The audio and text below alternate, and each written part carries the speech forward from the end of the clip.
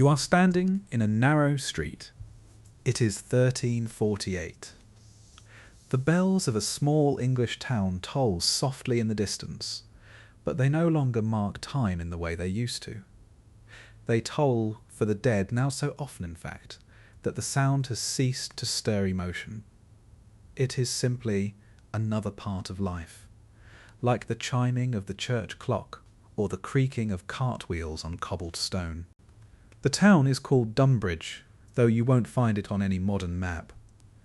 It was never large, nor important, nor remarkable in any political sense. But it was typical, and in being typical, it tells us everything about how the Black Death came, settled, and quietly ended the Middle Ages. At the beginning of that year, 1348, Dunbridge had roughly 1,200 inhabitants.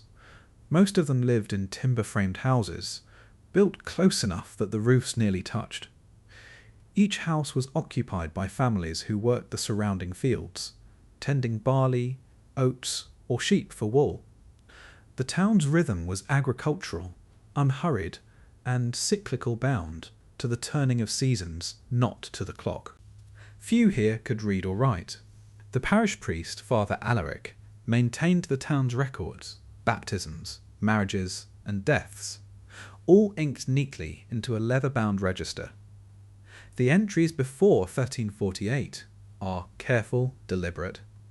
After May of that year, they become erratic, the handwriting uneven, and by August, the ink fades altogether. Before the plague arrived, news reached Dunbridge the way all things did, by merchants. A peddler from Bristol brought word of a great sickness that had come on the ships from the south. He sold salt, dried fish, and iron needles, and he told of Italian ports closing their gates, of sailors collapsing in the streets, of towns where entire households lay still behind barred doors. The townsfolk of Dunbridge listened, but such tales always came with the merchants: disease, fire, flood, distant dangers that belonged to other people. Spring turned to summer, and life continued. The market filled each Thursday with the smell of freshly baked rye bread, wool bales, and onions strung from rough cords. The blacksmith's forge clanged steadily. The miller grumbled about low water in the mill stream. Children played by the riverbank. The fear of pestilence was like the echo of thunder after a distant storm, heard, but not yet believed. And then, one evening in June, a man named Thomas Gray came stumbling through the southern gate. Thomas was a carter, a man who drove wagons between Dunbridge and the nearby town of Salisbury. He had left 2 days earlier to deliver grain to the cathedral granaries. He returned pale and trembling, his eyes glassy, his hands shaking. He told the gatekeeper that the roads were filled with bodies, that Salisbury's markets were closed, that even the cathedral bells had fallen silent because there were no men left to ring them. He coughed, once, twice. Blood spattered the dust at his feet. By morning, he was dead. The town buried him quickly, without ceremony, in a shallow grave beyond the churchyard wall. The priest sprinkled holy water, muttered the appropriate rites, and told the townsfolk to return to their homes. They did, though few could shake the unease that had settled like a fog over the square. Within a week, the first fevers began. No one understood the cause. Some said it was bad air from the marshes. Others blamed a comet seen the previous winter, or divine punishment for sin. Physicians, where they could be found, advised carrying herbs or holding vinegar-soaked cloth to the nose. But in Dunbridge there were no physicians, only Father Alaric, who burned incense in the church and prayed for deliverance. By the second week of July, the town baker and his entire family were dead. The baker's apprentice, a boy of 13, had run away. The baker's wife was found in her chair, hands clasped around her rosary, eyes open. The priest wrote her name carefully in the register and added a short note. She died of the pestilence. That phrase would soon fill the remaining pages. You can almost see it unfold. The way fear changed the town's habits. Doors began to close earlier each evening. The market grew sparse. People stopped gathering in the square. The tavern shut its shutters and remained dark. The smell of burning herbs hung in every lane, as families sought to cleanse the air with rosemary, juniper, and rue. Those who could fled. The wealthier wool merchants loaded their wagons and rode north toward less populated shires.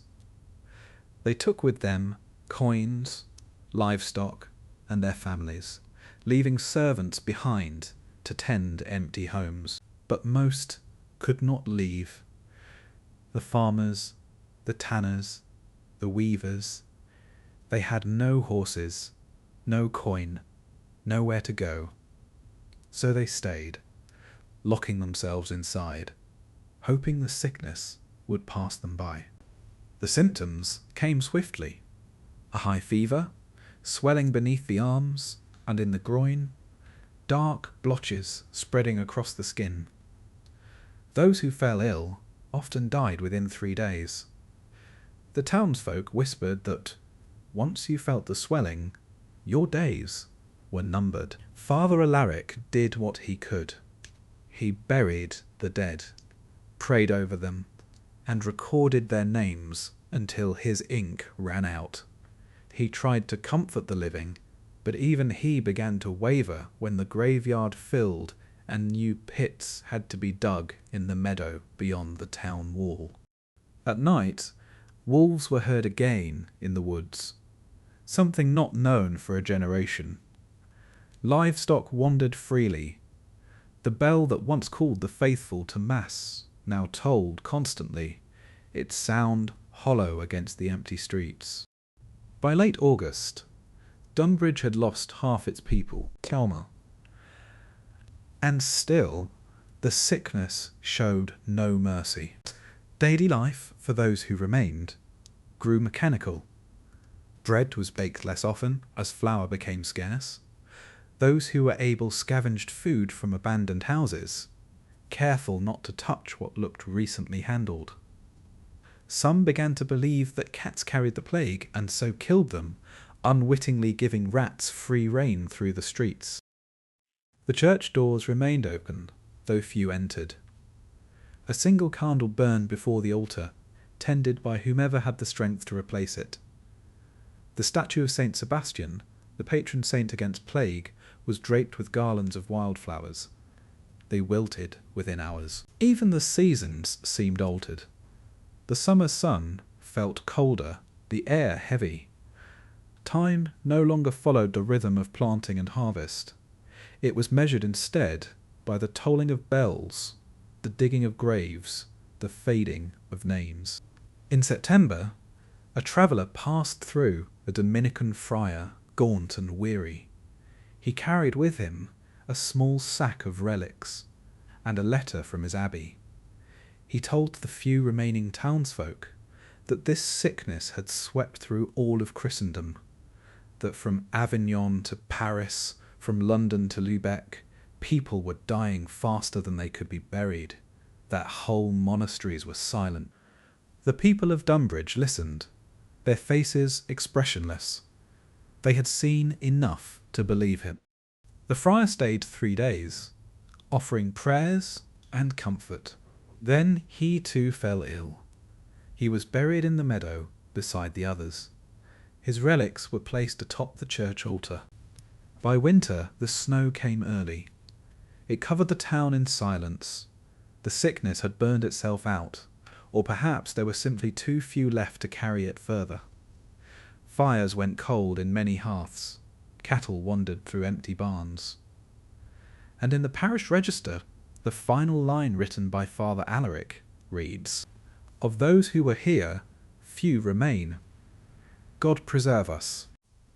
After that, No more words. When spring returned, travellers once again passed through. They found Dunbridge half empty, its fields overgrown, its church door swinging loosely on its hinges. A handful of survivors emerged from their cottages, blinking in the sunlight, uncertain whether the world beyond had survived as they had. And yet, they began again. They cleared the fields, repaired fences, and called for labourers from nearby hamlets to help sow the spring barley. Children born that year would grow up in a world transformed, not just by death, but by absence. For the old hierarchies were broken.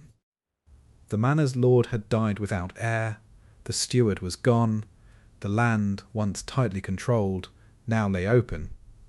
Men who had once worked for wages now took land for themselves, raising sheep or planting grain. The economy of the countryside shifted quietly, slowly, inevitably. It was the end of an age, though few in Dunbridge would have recognised it as such. For them, it was simply survival. And yet one question lingers in the still air of that forgotten town. When the bells finally stopped ringing, and the fields began to grow again, what kind of world was left to rebuild? When the plague loosened its grip on Dunbridge, it left behind something stranger than ruin. It left silence. The surviving townsfolk, perhaps 200 souls, found themselves surrounded by reminders of what had been lost. Empty houses leaned at odd angles, doors swinging open to the wind. The fields that had once been carefully ploughed and fenced now lay wild, dotted with thistle and weed. The sound of scythes and wagon wheels was gone. The air, heavy with the memory of incense and death, began to clear. No one announced the end of the pestilence. There was no feast, no ringing of bells, only the slow, almost reluctant return to life. People emerged from their houses cautiously, as though the air might still be dangerous. Children were quieter. The laughter that once echoed across the market square was replaced by the shuffle of cautious footsteps. Father Alaric was gone, one of the last to die. His church stood as both sanctuary and tomb, filled with a faint scent of old wax and dried flowers. His final entry in the parish book remained open upon the altar. The ink faded to brown. It read, "Few remain." God preserve us. The few who remained began to reckon with survival. By the spring of 1349, the fields surrounding Dunbridge had grown wild. Sheep wandered unshorn, their wool tangled and heavy. The grain that should have been harvested the previous autumn had fallen, sprouted and died again under snow. The meadow, once mowed for hay, stood high with coarse grasses. The survivors gathered in the square to decide what to do. There was no lord now. Sir Geoffrey of Dunbridge had perished with his household, his manor house shuttered and still. His steward had died weeks later. The chain of command that had governed their lives for generations had broken. At first, this absence felt unsettling. Who would collect rents? Who would decide how the land was divided? Or who would tend which flock? But soon, a quieter realization emerged. No one would. A man named Robert Tanner, once the estate's tenant, spoke first. He had buried his wife and 2 sons in the meadow and returned to find his small plot overrun with weeds. His voice was rough when he said, "We'll work what land we can. The rest can lie fallow." No one disagreed. Without permission, the survivors began to take what had once belonged to others. They gathered abandoned animals, repaired thatched roofs, and moved into empty cottages. The manor's storehouses were opened, their contents shared without accounting. For the first time, no one kept records of who owed what. It wasn't rebellion, It was necessity. In the absence of hierarchy, Dunbridge became, if only briefly, a kind of accidental commune. The people who remained depended utterly upon one another. A single plough team was shared among all. The women baked bread in common ovens. Milk, cheese, and grain were distributed without coin. It was an awkward balance order without authority, but it worked. As the months passed, the world around them seemed to heal faster than they did. The birds returned to the hedgerows, and the river ran clear again. The townsfolk of Dunbridge began to follow the rhythm of the land, as they always had, but something in that rhythm had shifted. Without the pressure of lords and levies, the people worked when they wished. The fields were smaller, the harvests lighter, but there was enough for those who remained. Labour was no longer an obligation, it was survival shared. Still, unease lingered. Each cough was met with suspicion. A small fever could send shivers of fear through the entire town. They had seen how swiftly death had moved before they could not forget. At night, the air was filled with the lowing of cattle and the hoot of owls. Wolves still prowled the woods, though fewer now that the townsfolk had begun to light fires again. The silence that had once seemed eternal now felt fragile, as though the world itself held its breath between endings and beginnings. By midsummer, travellers began to appear again. The first were wandering labourers, moving from one half-deserted village to another, seeking work or food. They came with stories of Winchester, where whole parishes had vanished, of Oxford, where the scholars had fled, and the colleges stood empty, of London, where grass was said to grow in the streets. Dunbridge welcomed some, turned away others. There was fear that outsiders might bring back the sickness, though few now understood what that sickness was. Still, the empty cottages were too many, and the hands too few. Among the newcomers was Elias the mason, a quiet man who had once worked on Salisbury Cathedral. He arrived with nothing but a sack of tools and a small wooden cross around his neck. He repaired the church roof, mended the broken manor gate, and was given a small cottage by the river in return. He said little, but at night he carved stone small crosses, each one unique, which he placed at the head of the unmarked graves in the meadow. No one asked him why. Another arrival was Agnes Cooper, a woman in her 40s, who had travelled alone from a village near Reading. Her husband and children were gone, she said. She became the town's midwife and healer, gathering herbs from the surrounding hills. She boiled willow bark for fever, burned sage to purify the air, and tended to wounds with quiet precision. It was Agnes who began to teach the women how to make vinegar infusions and clean wounds with linen strips.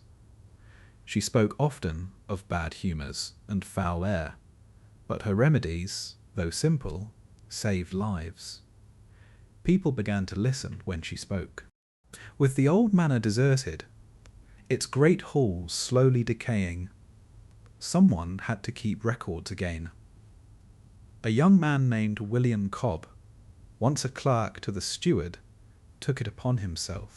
He salvaged the manor's ledgers, books thick with parchment, and ruled columns once filled with rent payments and tithes. Many of the old entries were now meaningless. Instead, William began a new record, though it bore little resemblance to the old.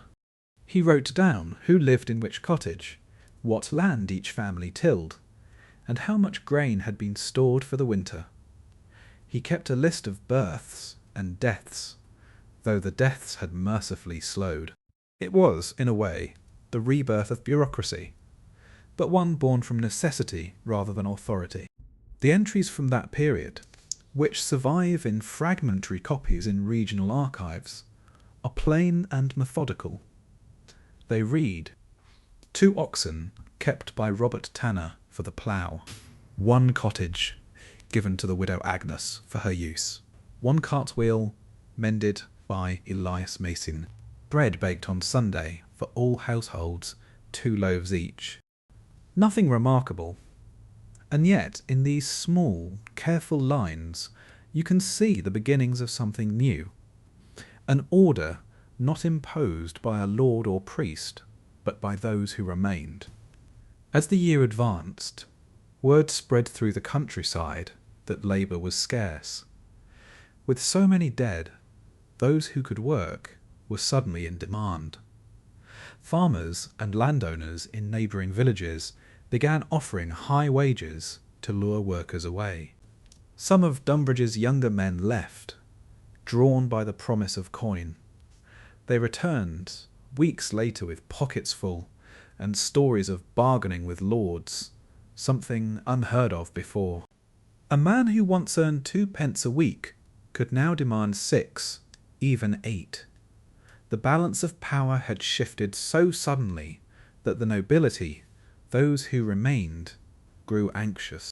Across England, Parliament would soon pass laws, like the Statute of Labourers 1, 1551, to freeze wages and bind workers to their old estates. But in Dunbridge, far from the reach of London, such decrees arrived late, if at all. Here, people simply did what they needed to survive. That autumn, the survivors decided to hold a feast. It was not for the dead, but for the living. They slaughtered one of the manor's cattle and baked bread from the year's first good harvest. Tables were laid out in the square. Candles flickered in the cooling air. There was laughter again, thin and uncertain, but real. Children played between the tables. Wine was poured, poor wine, but wine nonetheless. For the first time in more than a year, Dunbridge felt like a town again. Elias the mason sat apart, watching quietly. Agnes the healer stood beside the fire, her face lined but calm. William the clerk recorded the occasion in his ledger. We gave thanks for what remains. The night ended with a prayer, not led by a priest, but spoken together, an unpolished murmur of gratitude and exhaustion. The second winter after the plague was mild, but hunger still lingered. Grain stores were small. Some families traded wool for salt or oil with passing merchants, who were once again travelling the roads. Merchants brought not only goods, but news. The pestilence had lessened, though it still flared in the great cities. In France, they said, armies were marching again. In London, Parliament was sitting. The world, battered and hollow, was learning to continue. In Dunbridge, the people began to think beyond survival. They spoke of repairing the bridge, of reopening the market. There was even talk of rebuilding the manor house. Yet with every plan came a kind of caution, an awareness that life could vanish again as quickly as it had returned. That caution would define their generation. By the third spring after the plague, Dunbridge had become something else entirely. A place rebuilt by memory rather than inheritance. The feudal bonds that had once defined it were gone, but so too were many of the traditions that had given the town its rhythm. There were no more processions for saints' days, no more elaborate harvest festivals. The townsfolk worked quietly, prayed privately, and buried their dead without fanfare. Even the children seemed older than their years, born into a world that had forgotten how to celebrate. William Cobb continued his ledgers, recording births and the small details of daily life. Elias the mason continued to carve stones for the graves. Agnes Cooper tended the sick and taught the young women her craft. Life went on, not as it had before, but perhaps more freely, more humbly. In 1351, William began writing a letter addressed to the bishop in Winchester. He intended to report on the state of Dunbridge, the deaths, the losses, the empty manor. He wanted to ensure that someone, somewhere, knew what had happened. He never finished it. The letter remains incomplete, the last line breaking mid-sentence. We live quietly now, though we are fewer, and sometimes we. It is unclear whether the ink simply ran out, or whether his hand stopped for another reason. The letter was found centuries later in the church chest, folded carefully between the pages of the old parish register. The town of Dunbridge would survive for another 200 years, though it never regained its size or prominence. By the time of the Tudor kings, it was little more than a village. Today, nothing remains but faint outlines of foundations beneath the soil. But for a brief, strange moment, after the Black Death, it was a place without lords or masters, a small world quietly remade by those who endured. And yet, as we close this part of the story, one question lingers. When freedom is born from devastation, does it carry the weight of memory or the promise of beginning again? The silence of Dunbridge did not vanish in a single generation. Even long after the plague had passed, the memory of those months when bells tolled endlessly and graves filled faster than prayers could be said, lingered in every corner of life. The people who survived carried that silence with them. They rebuilt, but differently. They loved cautiously.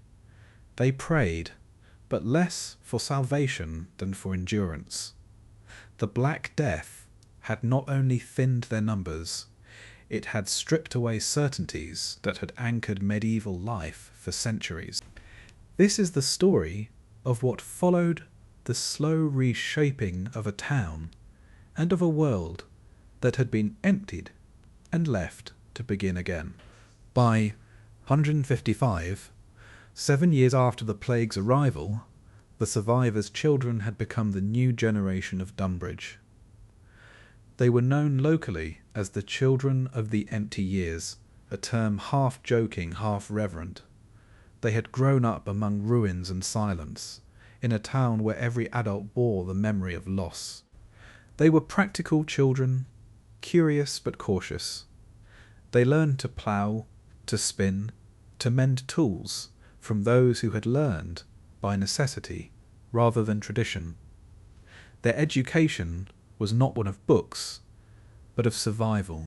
Without a priest for several years, baptism and marriage became simple affairs, performed by neighbours, sanctified more by community than by ritual. It would take nearly a decade before a new cleric was appointed to the parish, sent by the bishop to restore order and the church's presence. When he arrived, a young man named Father Nicholas. He found a people polite but distant. They attended Mass, yes, but without the same fervour as before. They no longer saw the church as the unbreakable centre of life. It had, after all, failed to stop the pestilence.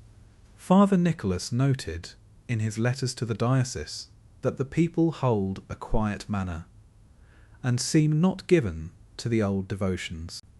He found the church clean, but plain. The saints' statues were gone, their niches empty.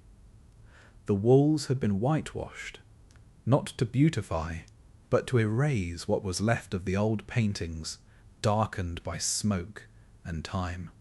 Dunbridge had become a simpler place, less ceremonial, more human. The land, too, had changed. Before the plague, Dunbridge's fields were divided among dozens of small tenants, each owing rent or labour to the lord's manor. Afterward, with so many dead, those divisions dissolved. Fields were merged, fences moved, boundaries forgotten. The survivors tilled only what they could manage, leaving wide tracts of meadow untouched. Over time, those meadows filled with grazing sheep. Wool had become valuable and far easier to manage than grain. Across England, similar transformations occurred. Arable land turned to pasture, villages shrank or vanished, and lords who once relied on many tenants now depended on a few well-paid shepherds. This shift, quiet and gradual, would reshape the English economy for centuries. It was the beginning of enclosure, of private landholding, of rural capitalism in its earliest form. In Dunbridge, the transformation was small but visible. The open fields where barley once waved in the wind now shimmered white with wool. The rhythmic beat of sighs was replaced by the low bleating of sheep and the slow, deliberate movement of shepherds. And with it came a new sense of independence. Those who managed the flocks worked for themselves, not for a lord or reeve. The feudal chain, already frayed by death, began to break entirely. The meadow beyond the town wall, where the plague dead were buried, remained untouched for decades. No one built there. Children were told not to play among the mounds. Each spring, wildflowers grew in abundance: poppies, ox-eye daisies, yarrow, and hemlock. Elias the mason continued his quiet work there for many years. He carved new stones for the unmarked graves, small and unadorned, each bearing only a simple cross and a year. No names. There were too many names forgotten. When he died, around 1360, he was buried there too, beside the stones he had carved. Agnes the healer prepared his body, and William Cobb recorded the burial in the ledger with characteristic simplicity. Elias, a mason. He tended the dead and now joins them. That meadow became the town's memory, a place of reverence rather than sorrow. People brought flowers on All Saints' Day, though few spoke aloud. It was understood that the dead had their peace, and that the living carried their lessons. In time, the wider world began to reassert itself. The Crown sent tax collectors again. The Church demanded tithes. Laws were proclaimed. Laws to fix wages, to prevent workers from wandering, to restore the order that had been broken. But the people of Dunbridge had learned to live without oversight. When the King's men came in 1352 to collect the poll tax, they found the townsfolk polite but evasive. Many claimed ignorance, others poverty. Records were incomplete.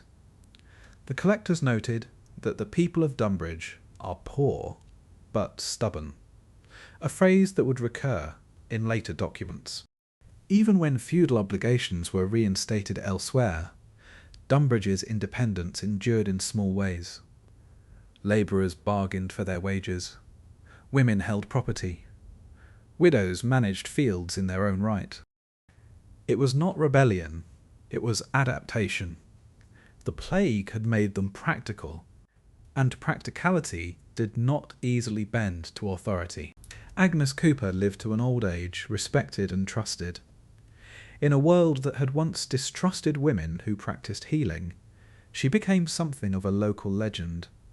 She was said to have herbs for every ache and oil for every sorrow. When Father Nicholas arrived, he was at first suspicious of her remedies. But after she cured him of a fever with her willow bark and vinegar tonic, his scepticism softened. He later wrote, "The woman is of good conscience and skill, and perhaps God's mercy works through her hands." Before her death, Agnes taught her craft to 2 younger women. Her knowledge, gathered through experience rather than books, became a legacy of its own. In time, that tradition would blend with the new learning of the Renaissance physicians, forming the earliest roots of community medicine. When Agnes died, the entire town attended her burial. Her grave too lies in the meadow, marked by a small stone carved with the image of a sprig of rosemary. William Cobb, the clerk, lived long enough to see Dunbridge become stable once again. His ledgers, spanning nearly 3 decades, remain one of the few surviving records of daily life in a post-plague English town. He wrote, not in the grand style of chroniclers, but in the plain, deliberate tone of a man who believed that every loaf, every calf, every field tilled mattered. His final entry, dated 1368, reads simply, "The town endures, the fields are green. We remember those who were before us." That was the last line he ever wrote. After his death, the ledgers were kept in the church chest, where they would remain until the building itself fell to ruin centuries later. Historians who have studied the fragments note how consistent his handwriting remained across the years, a testament, perhaps, to the slow, steady persistence of ordinary life. As generations passed, the memory of the Black Death softened into story. Children were told of the great sickness that came when their great-grandparents were young. The meadow became a place of whispered warnings and quiet respect. The town itself shrank again as younger people moved to cities or larger markets. By the 1500s, Dunbridge was little more than a hamlet, a few cottages, a mill, and the crumbling remains of the church. The world had changed utterly. Printing presses hummed in distant cities, ships crossed new oceans. The medieval world was gone, replaced by something new. And yet, the foundations of that new world, the rise of labourers, the loosening of feudal bonds, the quiet assertion of individual worth, had begun in places like Dunbridge, in the stillness that followed catastrophe. Centuries later, in the 19th century, workers digging a railway embankment near what had once been Dunbridge unearthed human bones, dozens of them, laid close together in shallow earth. Alongside them were fragments of carved stone crosses, worn smooth by time. Local historians identified the site from old parish maps, the meadow beyond the wall.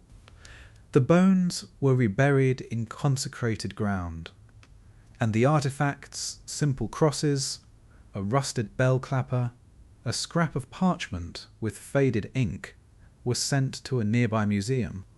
The parchment bore faint words, "Few remain. God preserve us." Father Alaric's final note, rescued after half a millennium. Today, Dunbridge no longer exists. Its location lies beneath farmland, its name preserved only in old tax rolls, and one small lane in Wiltshire that still bears the name Dunbridge Road. Yet the town's story is not unique. Across Europe, thousands of places like it vanished or changed beyond recognition after the plague. Each carried its own version of the same transformation: grief turned to endurance, obedience to independence, faith to practicality. What ended in 148 was not merely life, it was the medieval order itself. What began afterward was the slow birth of modernity. The Black Death did not just end the Middle Ages through kings or wars or decrees. It did so through ordinary people, bakers, shepherds, healers, clerks, who learned to survive without the structures that had defined them. Dunbridge's quiet history is, therefore, the history of Europe's rebirth. If you listen closely, perhaps you can still hear the faint sound of that single bell echoing through the centuries. It tolls not for death, but for change, for the end of one age and the uncertain beginning of another. The people of Dunbridge never intended to make history. They merely lived, endured, and adapted. And in doing so, they unknowingly helped to create a world where life was measured not by duty or divine hierarchy, but by resilience and quiet perseverance. The meadow grew over, the ledgers faded, the bones turned to dust. But in every quiet village, in every simple act of survival, their legacy remained. So when you think of the plague that ended the Middle Ages, do not think first of kings or armies, or even of the disease itself. Think of the silence that followed, the silence in which people began to rebuild, to rethink, and to remember. And perhaps as you drift towards sleep, ask yourself this: if the world ended quietly once before, what might it sound like when it begins again? You find yourself in the city of Florence in the year 1348. The streets that once rang with the calls of merchants and the hum of workshops now echo with a strange quiet. This was a city of trade, of art, of goldsmiths and bankers, a city where ledgers mattered more than swords. And when the plague arrived, it did not just strike at flesh and bone, it struck at the heart of record-keeping, at the numbers that made the city move. Florence had been a place of precision. Every sack of grain, every coin, every loaf of bread had its place in a ledger. The great families, the Peruzzi, the Bardi, the Alberti, had built fortunes on numbers written neatly in brown ink. But there were other ledgers, less glamorous ones, held not in marble palaces but in the narrow office of the Ufficio del Grano, the office of grain. There, clerks in plain wool robes sat each day behind long tables, scratching ink onto parchment as carts rolled through the city gates. Grain was the pulse of Florence, bread was its lifeblood, and those ledgers, dry, dull, repetitive, recorded everything that kept its people alive. Every barrel unloaded at the Arno docks, every measure stored in the city granaries, every loaf rationed in times of scarcity. For decades these books had told the story of Florence without poetry or drama, just numbers and weights and names. When the plague came, those numbers began to vanish. The clerk in charge in that year was a man named Matteo di Benincasa. He was not remarkable. He was one of many minor clerks in a system that prized accuracy above ambition. His handwriting was careful, almost delicate. He had been taught to measure barley by the bushel, wheat by the staio, and to never, under any circumstances, allow a discrepancy between what was recorded and what was received. His world was the world of tables and ink, not the world of emotion. When the first rumors came from Pisa that ships from the east carried a deadly sickness, Matteo noted them in the margin of his book, almost as an afterthought. "There is talk of pestilence," he wrote beside the entry for 20 sacks of wheat delivered from the Valdarno Valley. "Men say it is God's punishment." He had no reason to think it would matter to his sums. But by April, it did. The carts stopped arriving from the countryside. The drivers were ill or dead, or too afraid to leave their villages. Prices began to rise. Where once a bushel of wheat cost 4 soldi, it now cost 8, then 12. The ledger began to reflect that change in small, precise lines. Shortage reported, stocks diminished, price adjusted. The handwriting remained calm, even as the world outside began to unravel. By May, the deaths began. They came first among the poor, the laborers who carried grain, the bakers who worked in the heat of the ovens. The city's great bells rang day and night. The sound, once solemn, became unbearable. The streets filled with carts bearing the dead to the outskirts, to hastily dug pits. Matteo stayed at his desk. It was said that the pestilence entered Florence like a storm wind. Whole families disappeared within a week. Shops closed, houses were boarded up, and even the priests grew afraid to visit the sick. The Signoria, the governing council of the city, ordered the office of grain to remain open, for food was essential. If bread failed, panic would follow. So Matteo and 2 other clerks kept writing. Their ink-stained hands did not tremble, though they worked in a city of death. Each morning, Matteo unlocked the granary gates and counted the sacks that remained. He noted in his book 134 sacks wheat, of which 20 mildewed.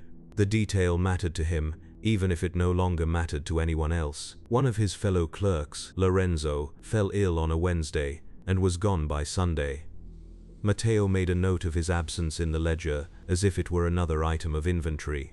Lorenzo, deceased, duties reassigned. The records continued.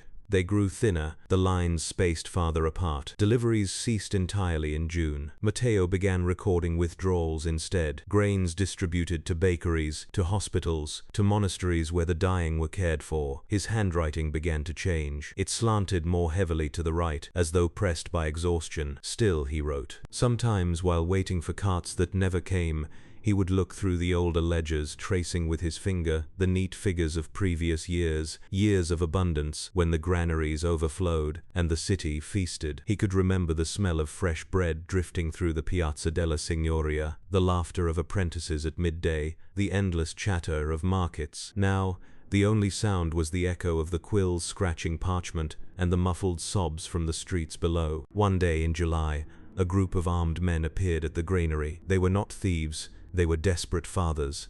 Their children were starving. They demanded wheat, shouting that the city had enough locked away, while the poor starved. Matteo opened the gates without resistance. He watched as they carried away sack after sack, and then he returned to his desk and recorded it carefully. 40 sacks taken by men of the district of San Niccolò, without order of the Signoria. His duty was not to defend the grain, it was to record its loss. The days blurred together. The city had no rhythm now. The campanile bells rang not for prayer but for death. The air hung heavy with smoke from burning incense and the stench of decay. Matteo lived alone in a small room above the office. He boiled water before drinking it, kept dried herbs beneath his nose, and avoided touching the ink pot with bare fingers, for there were whispers that the sickness might cling to anything. Still, he kept writing. In late July, one of the friars from Santa Maria Novella visited to ask for flour. He was thin, pale, and trembling. Matteo gave him what remained 2 small sacks, and then sat down to calculate what was left. It was barely enough to feed the bakers for another week. He paused, dipped his quill again, and added one final line beneath the day's account. "We will run short by Sunday."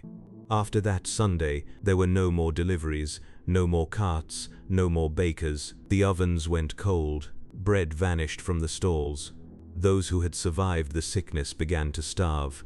The office of grain, once the busiest in Florence, stood quiet. Matteo locked the doors each evening out of habit, though there was no one left to steal. By mid-August, he was the only clerk still alive. The others had succumbed to fever. He had grown thin, his face drawn, his hair falling out from sickness or stress. Yet each morning he sat down and opened the ledger, tracing the faint marks where his ink had begun to fade. He was not writing for the city anymore. He was writing for whoever might someday read it, for proof that Florence had once cared enough to count its grain. It is difficult to say what drove him to keep writing. Perhaps it was habit, perhaps faith, perhaps the belief that order mattered, even in chaos. The human mind, when surrounded by death, clings to routine as a kind of shelter. And so he recorded every day, every loss, every sack that vanished. In early September, he noted, the pestilence still rages. The markets are closed. Of the bakers, none remain. His handwriting was fainter now. The ink had thinned, perhaps mixed with too much water, perhaps with trembling hands. Yet beneath those words, he added something that did not belong to a clerk's ledger. "If I live, I will write until the last measure is spent." Outside, Florence was collapsing. The streets were littered with refuse and corpses. Families abandoned their homes. The rich fled to their villas in the hills. The government ceased to meet. Even the bells grew silent, because there were no hands left to pull their ropes. But in the small office by the Arno, Matteo continued to write, his quill scratching quietly in the dim light of a dying candle. By the end of the month, he was too weak to leave his chair. His final entry reads, "There is no more grain. God forgive us." The ink trails off, the line unfinished. It is not known whether he died there, or whether he managed to stumble into the street before falling.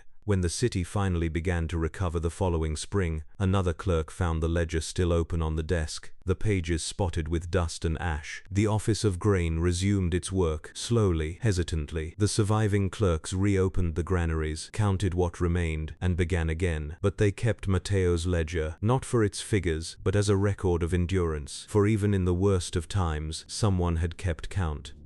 Someone had believed that numbers still mattered. The ledgers of Florence survive in fragments now, stored in archives, brittle with age. Historians studying them find the sudden gaps in the records, the missing months, the abrupt changes in handwriting, the unexplained halts, and through them they trace the rhythm of the plague. The city's suffering is written not in poems or chronicles, but in lists: sacks delivered, sacks consumed, sacks lost. Each entry a whisper from a world that refused to stop counting even as it fell apart. You might imagine Matteo's hand resting over the parchment, the candle flickering, the faint sound of the Arno outside. He would not have known that he was recording history. He was merely doing his duty, one number at a time. Yet through those dry lines, we glimpse the most human thing of all, the need to keep track of life, even as death encircles it.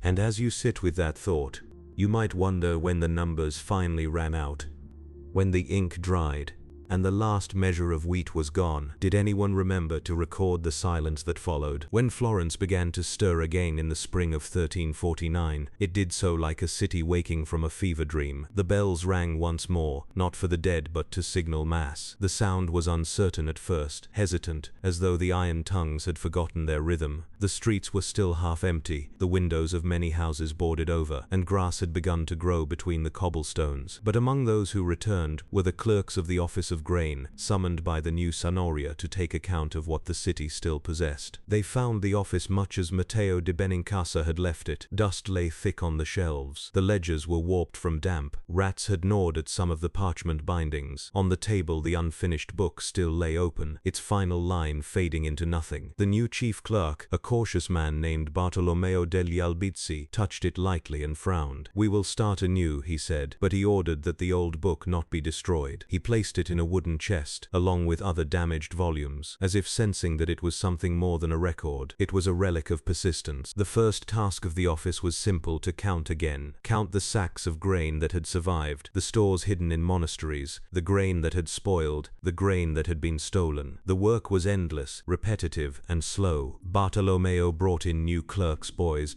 barely old enough to write neatly, and trained them to record each item precisely. They sat in silence, copying figures into long columns while outside, carts rumbled through the streets, carrying stones for rebuilding. There was something comforting in the routine. The city had lost nearly 2/3 of its people, but the ledgers gave it a rhythm again. Every morning began with the same ritual: open the books, sharpen the quills, measure the grain. The numbers had weight, even if the people behind them had vanished. In their own way, the clerks were rebuilding Florence, not with bricks or mortar, but with ink. Still, nothing was quite the same. Prices had changed in ways no one could predict. There were too few hands to harvest the fields, so wheat from the surrounding countryside was scarce. Laborers demanded more pay. Merchants who once bargained fiercely now agreed to almost any price, just to ensure that their families had bread. The ledgers reflected this strange new world, where Matteo's careful script had shown balance and order. Bartolomeo's pages revealed chaos, columns of fluctuating prices, notes in the margins reading uncertain supply, no carts today, harvest delayed. The plague had altered not only the population, but also the very logic of the city's economy. Those who had survived found themselves unexpectedly wealthy. There were fewer mouths to feed, fewer apprentices to pay, fewer debts to collect. Entire houses stood empty, their contents sold for a fraction of their worth.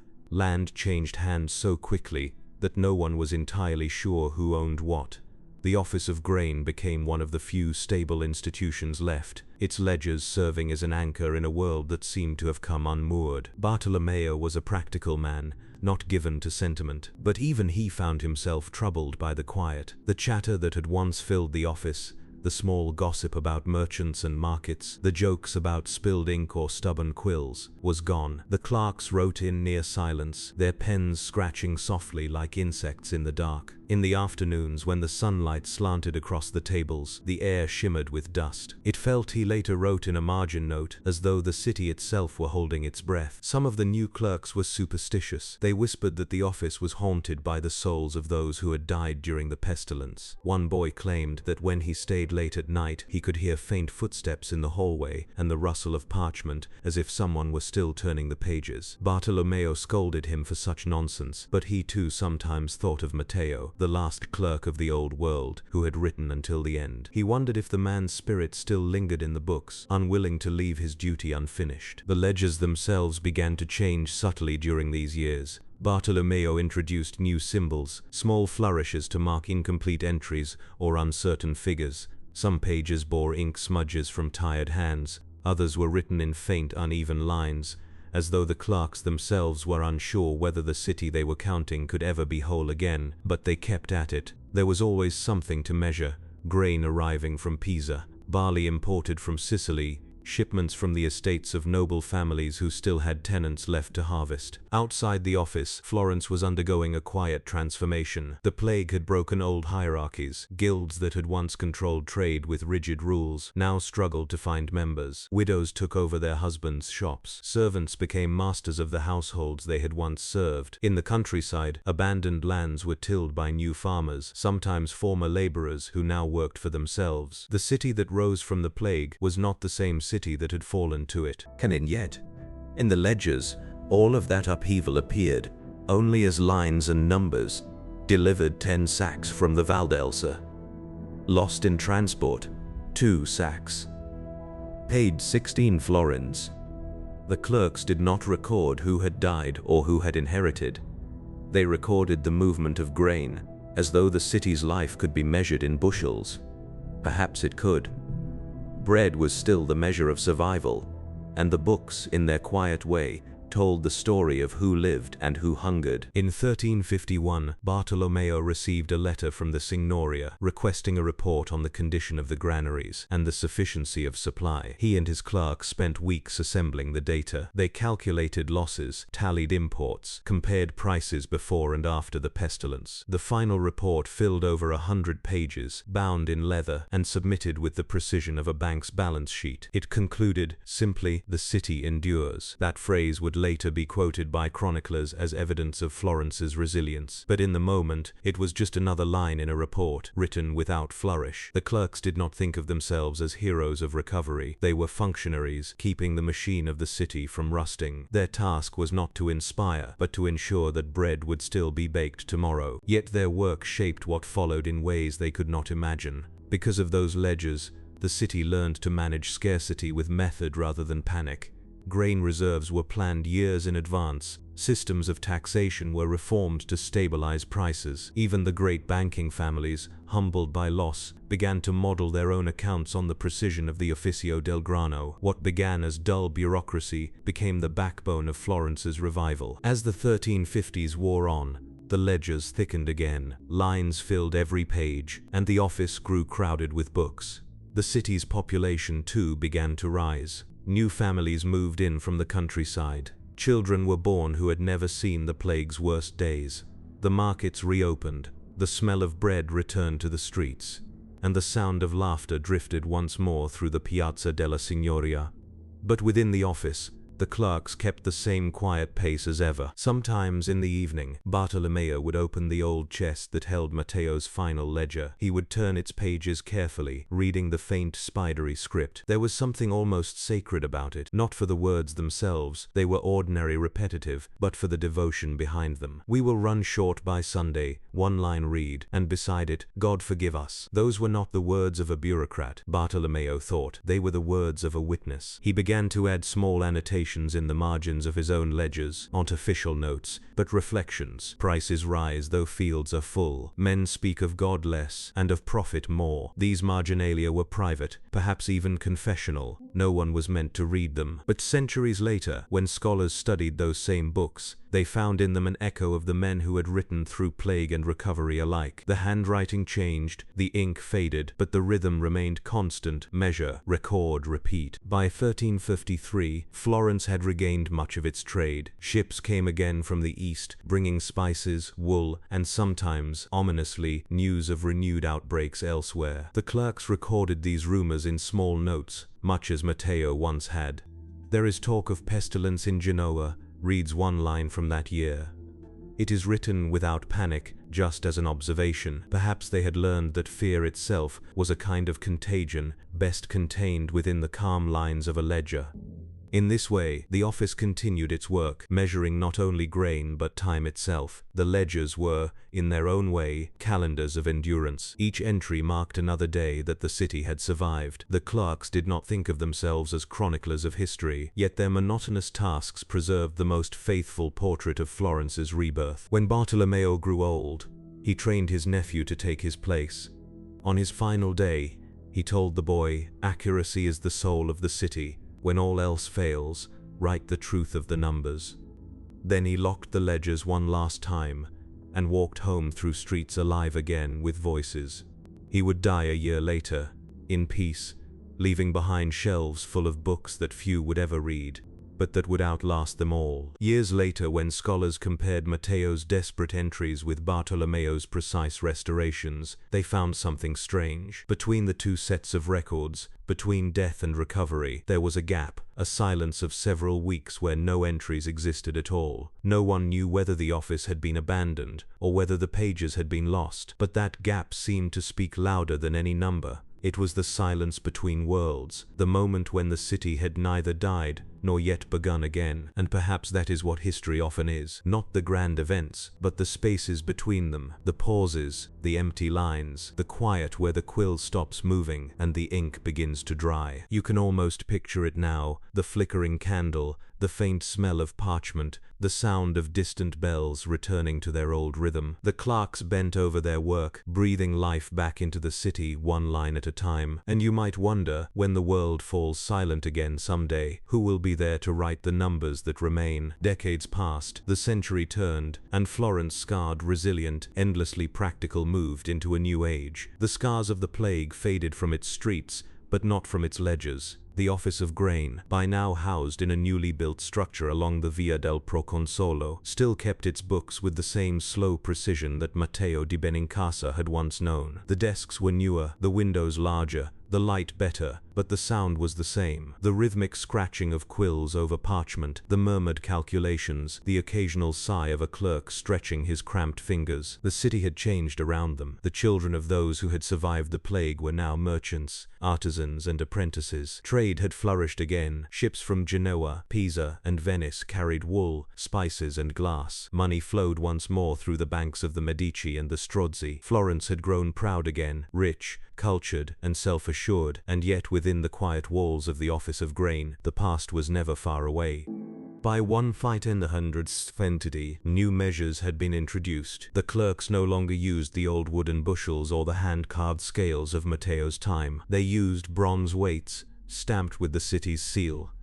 The ledgers were larger now, bound in calfskin, their pages ruled with precise red lines to guide the writing. Each morning, clerks dipped their quills in dark iron gall ink and began their day's accounting. To anyone who entered, the office would have seemed timeless, a place where the centuries passed not in wars or rulers, but in columns of numbers. The chief clerk at that time was a man named Giovanni di Michele. He was neither particularly ambitious nor especially gifted, but he was steady, and in Florence, that counted for more. Giovanni believed deeply in the importance of his work. The city stands by its measure, he often said. If the measure fails, so does the city. To him, the grain records were not simply tallies of trade, they were the moral balance of Florence. Every sack of wheat represented not only food but fairness. To measure wrongly was to sin against the city itself. Giovanni enforced this belief with quiet rigor. He trained his young clerks to weigh carefully, to double-check every figure, to cross-reference every entry with the receipts of the bakers and merchants. If a number failed to match, they were to trace the error back until it did. Accuracy was not a matter of efficiency, it was devotion. Outside the office, however, Florence was entering a new kind of turmoil. The city had grown rich again, but with wealth came rivalry, factions within the guilds, political intrigues, and growing resentment among the lower classes simmered beneath the surface. In 1378, this discontent would erupt into what history would later call the Ciompi Revolt, a brief but violent uprising of wool workers demanding fairer treatment. The revolt began, as many things in Florence did, with a shortage. That summer the harvest was poor, and the price of grain rose sharply. The city's bakers, pressured by high costs and low supply, reduced the size of loaves. The people noticed. Bread was life, and when its measure shrank, tempers grew hot. Crowds gathered in the Piazza della Signoria, shouting that the government had forgotten them. Giovanni, of course, recorded all of this the way he recorded everything else, quietly, methodically.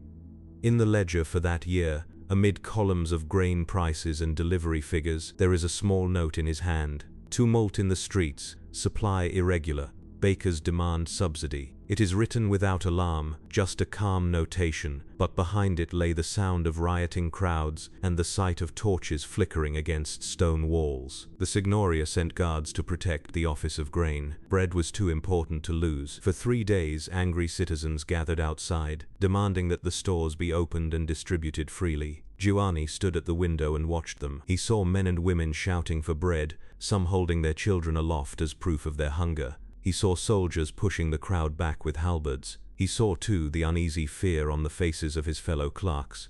Yet he did not waver. When the city ordered him to release a portion of the reserves, he opened the granaries himself, counted every sack, and entered each one in the ledger as it left. After the revolt ended, many offices purged their records of the event, preferring to forget the disorder. But Giovanni did not. His ledger shows, with relentless precision, every transaction from those days, the weight of the grain, the names of the bakers who received it, the shortages that followed.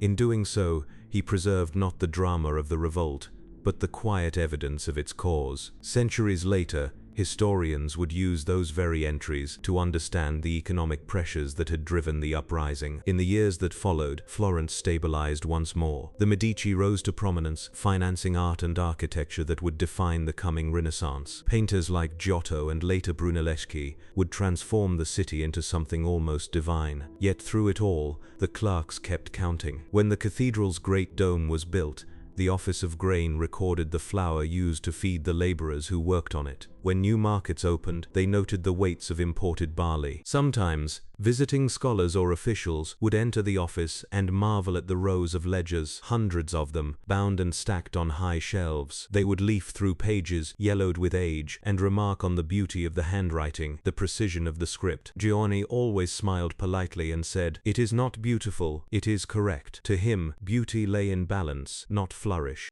There is something deeply human in this devotion to order. In times of chaos, people reach for structure. In times of loss, they build systems to contain it. The plague had taught Florence that even the smallest details, the counting of grain, the weight of a loaf, the accuracy of a ledger, could mean the difference between survival and collapse. That lesson became part of the city's very soul.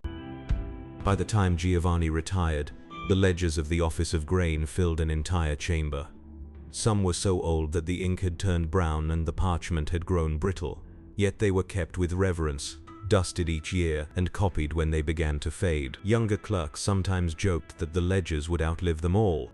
Giovanni would nod and say, "So they should." He spent his final years living quietly in a small house near the Arno. Visitors said he kept one of the old ledgers from Matteo's time in his study, resting it on a stand as if it were a holy book. On rainy days he would open it and trace the fading words with his finger. He was said to be especially fond of one line, "We will run short by Sunday." He would read it aloud softly, almost as a prayer, and then close the book again. After Giovanni's death, the city continued to grow. The 15th century brought artists, bankers, and philosophers whose names would fill history books. Leonardo, Michelangelo, Machiavelli. But the clerks of the Office of Grain remained nameless, as they had always been. Their world was one of ink, numbers, and dust. And yet without them, the city could not have thrived. Today, in the archives of Florence, those ledgers still exist. They rest in climate-controlled rooms, their pages fragile but legible. Historians study them not for stories of heroes or battles, but for the quiet patterns of daily survival. How much grain arrived each month, what it cost, how it was rationed during crises. Through those details we glimpse the rhythm of ordinary lives, the bakers, the merchants, the clerks who measured the pulse of a city through its bread. If you look closely at those ledgers, you can trace time itself. The handwriting evolves gradually from the rounded Gothic of Matteo's day to the slanted humanist script of Giovanni's, and each change mirrors a shift in the city's mind. The margins fill with tiny annotations, sometimes in Latin, sometimes in Italian. A few bare stains from candle wax or fingerprints left by long dead hands. These marks are not mistakes, they are the texture of endurance. What began as a simple effort to count sacks of grain became, over generations, a map of Florence's survival. In those pages lies evidence of famine, recovery, rebellion, and reform. They reveal not only what was lost, but how people learned to live again. Each entry, dull and methodical as it seems, is an act of faith that life will continue, that there will always be bread to bake and hands to record it. Even the silences within the books speak. The blank pages between one year and the next, the sudden gaps during times of crisis, the abrupt changes in ink. All these tell stories. They remind us that history is not a smooth line but a pulse, sometimes faint, sometimes strong, always measured by those who cared enough to keep count. In the end, the office of grain was not remembered in monuments or frescoes. No statues were carved for its clerks, but their ledgers endured longer than any painting or palace. They carried forward the memory of a city that refused to forget the weight of its own bread. If you were to walk today through Florence's narrow streets and listen closely, perhaps you could still hear the faint echo of quills scratching in the silence, of clerks bent over their tables by candlelight. You might imagine Matteo, alone in 138, tracing his final line, or Bartolomeo, rebuilding order from ruin, or Giovanni, measuring fairness in a time of revolt. All of them are part of the same quiet lineage, the keepers of balance in a world that often lost it. And so the story of the grain ledgers is not only about Florence or the plague, it is about the persistence of ordinary work, the belief that precision itself can be a form of hope. It is about those who, in the face of death and disarray, chose to write rather than despair. Perhaps that is the most human thing of all, to measure, to record, to leave behind evidence that we were here, that we counted, that we cared.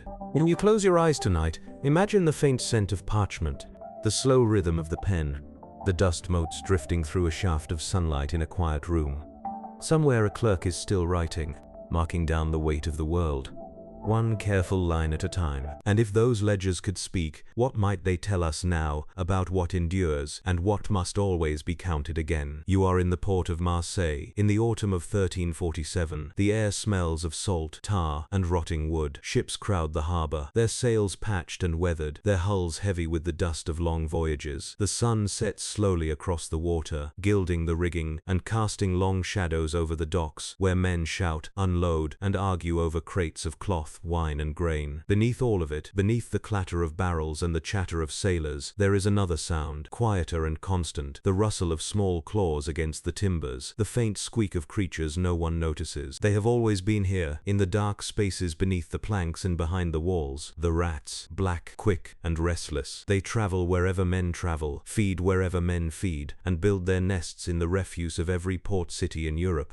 They are neither loved nor hated, they simply exist, a background noise to human life, part of the unnoticed machinery that makes the world go on. In the 14th century, rats were not seen as villains. People knew little of disease beyond the language of humors and miasmas, of divine punishment and bad air. If a man fell ill, he blamed the stars or the sins of his neighbors.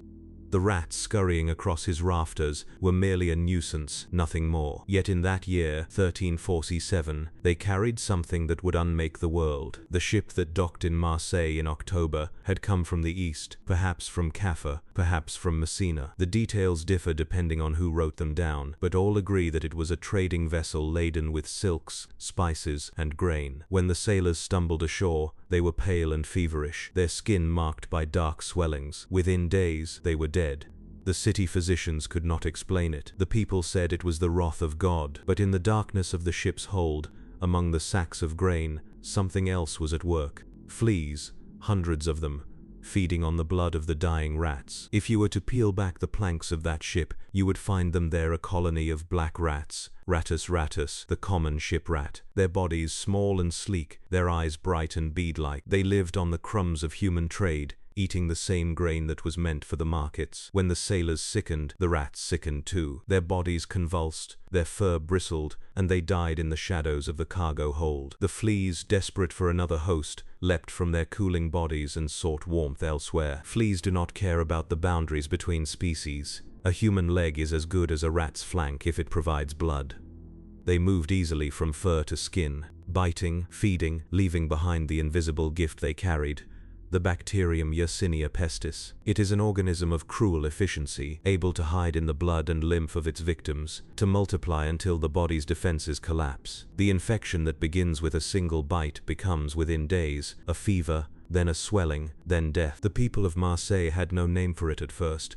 They called it the sickness, the pestilence, the death. It spread from the docks to the markets, from the markets to the narrow streets where laundry hung over open drains. The rats, disturbed by the bustle, fled from the ships into the city. They hid beneath floorboards, in cellars, behind bread ovens. They were not the cause exactly. They were the messengers, the unthinking couriers of plague. You can almost imagine the rhythm of their movement.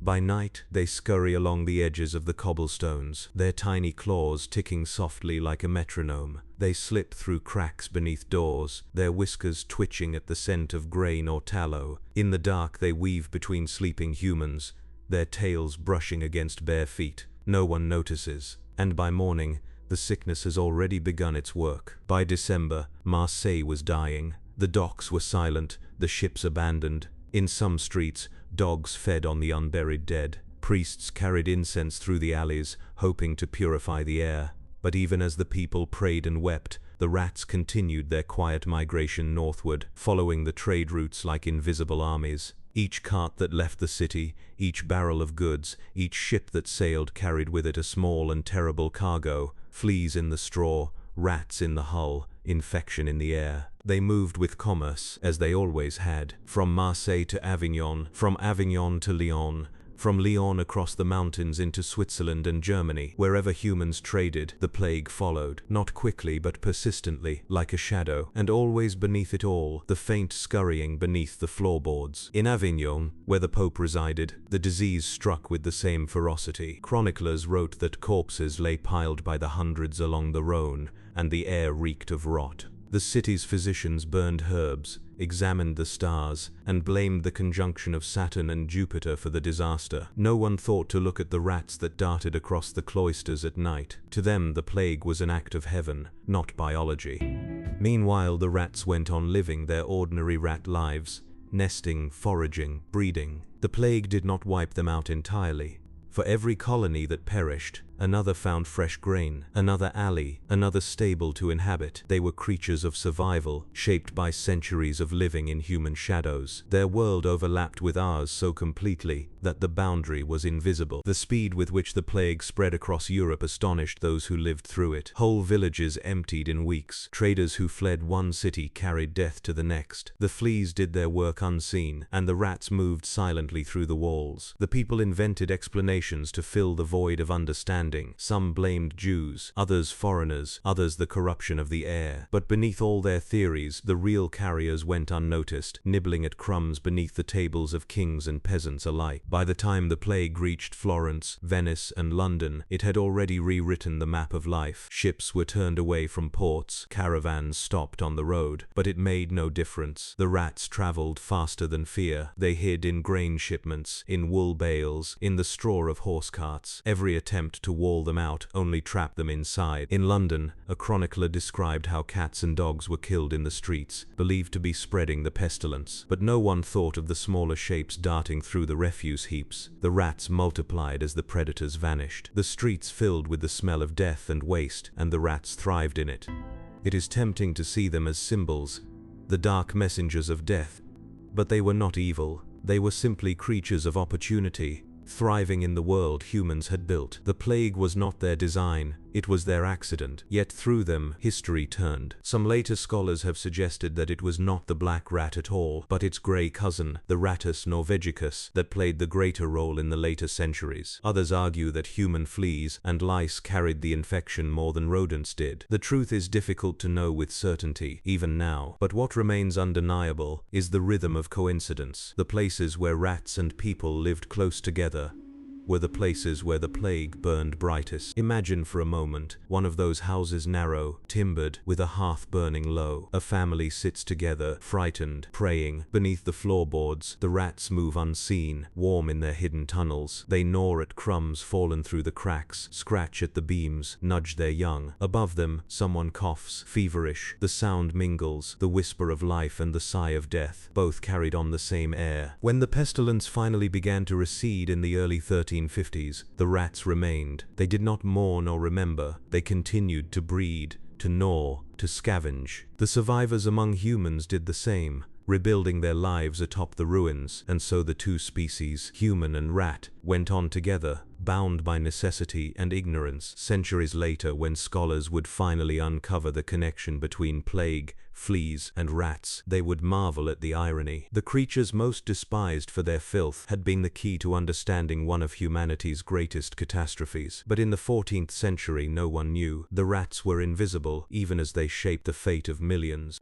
As you picture those dark, narrow streets, the candlelight flickering in windows, the faint scratching beneath the floorboards, consider how many lives were changed by what no one saw. History often moves that way, not with thunder, but with whispers, not in the grand acts of kings, but in the small, unnoticed motions of creatures that live just beyond our sight. And you might wonder if the people of 131st had known what lurked beneath their feet, would they have acted differently? Or would they, like us, have continued to live with the noises in the walls, pretending they were nothing more than the wind? By the year 1350, the plague had burned its first terrible path across Europe. Whole towns had vanished. Fields lay untended, harvests rotted where they grew, and in some regions, wolves were said to roam the empty villages. Yet even as the survivors mourned and rebuilt, the old rhythms of life began to return. Trade resumed, markets reopened, and ships once again sailed across the Mediterranean. And with them, silently, the rats returned too. They did not travel in hordes, as legends later claimed. They came in handfuls, stowaways among sacks of barley, hidden in ropes and barrels, a pair nesting in a coil of sailcloth. Their kind needed no invitation. Wherever humans went, they followed. They were creatures of edges and corners, living between worlds, between the hold and the deck, the cellar and the kitchen, the city and the field. Their survival depended not on strength but on proximity, to people, to food, to warmth. In the years after the first wave of plague, chroniclers began to notice odd patterns. The disease would vanish for a time, only to return without warning. One year the towns of Lombardy would be struck, another, the villages of Provence. Sometimes the outbreak was mild, sometimes it was as fierce as before. People called these returns visitations, as though the sickness were a guest that came and went according to its own whims. But beneath the mystery, a simple rhythm persisted. The plague followed the rats. When grain was plentiful and ships were busy, the rats multiplied. When famine or war reduced trade, their numbers fell, and so too did the disease. It was a cycle of shadowed dependency, though no one in that age could name it. In London, municipal records from the late 1350s show ordinances about the cleanliness of markets and the disposal of refuse. No citizen, one decree reads, shall cast the sweepings of his shop into the street, upon pain of fine. The rule seems mundane, but behind it lay fear. People had begun to sense that filth and pestilence walked together. They could not see the fleas or the bacteria, but they saw the rats. And the rats, thriving in the piles of discarded food and offal, became silent indicators of danger. Still, no one thought to eliminate them. Killing a few rats made no difference. For every one you saw, 10 hid unseen. The city's architecture favored them. Timbered houses with gaps between planks, cellars filled with grain, gutters that ran beneath the streets. Even in monasteries, where cleanliness was prized, rats gnawed at the candles and stole crumbs from the refectories. In 161, another wave of plague swept through Europe. It was less deadly than the first, but cruel in its precision, killing mostly children who had been spared before. Parents buried sons and daughters beside graves dug for their own parents a decade earlier. Chroniclers called it the pestis puerorum, the plague of the young, and still, the rats crept beneath the floors, unnoticed. We can imagine one such scene, not recorded in any chronicle but common in countless towns. A baker's shop in Bruges, the smell of yeast and smoke, a wooden bin filled with flour. Beneath it in the dark, a rat nest, small bodies huddled together for warmth, a mother nursing her blind young. The baker above never knows they're there. Each night as he sleeps, they emerge to nibble at the crumbs scattered near the hearth. The fleas that live on their fur move restlessly, feeding, breeding, waiting. When the baker's apprentice cleans the floor one morning, he disturbs the nest, and the rats scatter. Within days a child in the house falls ill. The connection is invisible, but the line is drawn all the same. Rats are masters of unnoticed movement. Their bodies fit through holes no larger than a thumb. They can climb vertical surfaces, swim through drains, and gnaw through wood softer than oak. They are creatures built for persistence, evolved to survive not in wilderness, but in the clutter of human existence. That is why the plague could spread so completely, because its carriers were built to mirror us, to live where we lived, to eat what we ate. By the 170s, cities had learned to fear not only the disease, but the silence that preceded it. When the rats began to die in unusual numbers, people whispered that another visitation was near. In some places, they even burned piles of dead rats, believing that the smoke might drive away the sickness. The irony, of course, was that by then, the fleas had already moved on. In Venice, the city of water and stone, officials began to take a different approach. The Venetian Senate, ever pragmatic, recorded in 1377 a remarkable policy for the time. Ships arriving from infected ports were to wait 40 days in isolation before unloading. They called this quarantina, from the Italian for 40. It was not born of biological understanding, but of observation. They had seen that time itself could be a barrier, that sickness faded when contact ceased. Thus began the practice of quarantine, a word and concept that would endure for centuries. Yet even with this precaution, the rats remained an unseen loophole. A ship might wait its 40 days, the crew healthy, the cargo intact, but within the wood of the hull, the rats and fleas lived on. When the vessel docked and its goods were unloaded, the plague began anew. The Venetians could regulate men, but not the creatures that lived beneath their feet. The rat population of medieval Europe, though seldom documented, must have been immense. Archaeologists who have excavated old refuse pits and wells sometimes find their bones among fish remains and broken pottery, a small but constant reminder of their presence. In London's excavations of 14th century sites, the remains of Rattus rattus appear so frequently that some scholars describe the species as an archaeological signature of trade.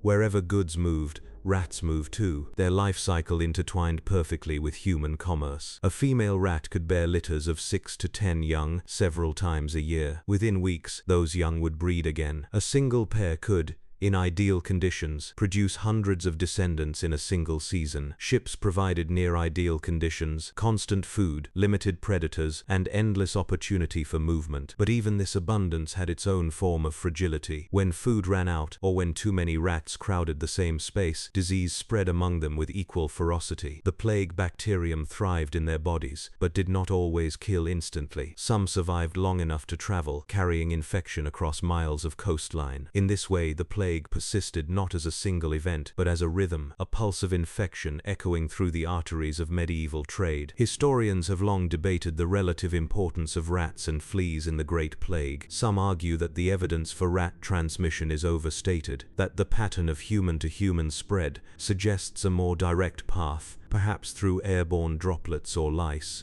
Others maintain that without the rats, the scale of the catastrophe would be inexplicable.